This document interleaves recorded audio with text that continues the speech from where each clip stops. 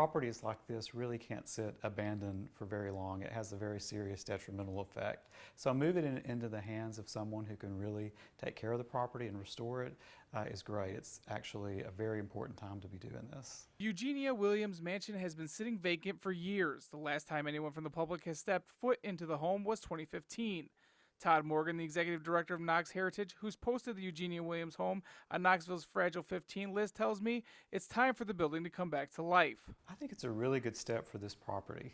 For the past several years, the University of Tennessee has looked at different options for how to incorporate this property into their campus, but nothing has really worked. Once the home is sold, there are plans in place to keep the historic building standing, thanks to a protective preservation easement with Knoxville Heritage being involved in the buyer's bidding process. It would protect the property from demolition, and it would monitor the exterior of the house.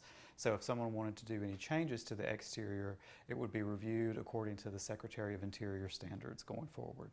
Even with the stipulations, Morgan tells me the home is seeing some serious bidders. We have heard of people interested, and we've actually had some confidential conversations with a few entities with that regard. So as you can imagine, in this particular circumstance, because it's a bidding process, all of that has to remain confidential, but we're very excited about the interest we've seen so far in the property. And why wouldn't they? The home offers a Regency style from the 1940s designed by one of Knoxville's very own. This home is important because it was designed by John Staub. John is an architect from Knoxville. He went to the University of Tennessee. He designed Hope Coat, which is on the UT campus, and that has been restored and is on the National Register of Historic Places.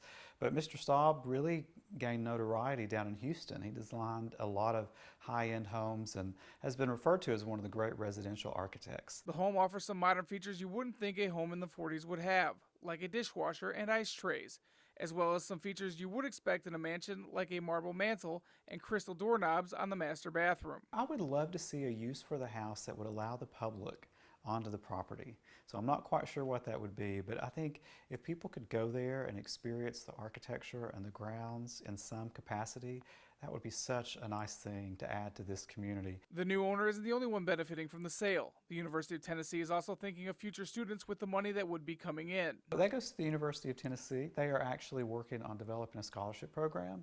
So the funds from the sale would go into that scholarship program and hopefully be able to benefit a lot of students going forward. Reporting in Knoxville, I'm Cameron Jacobs.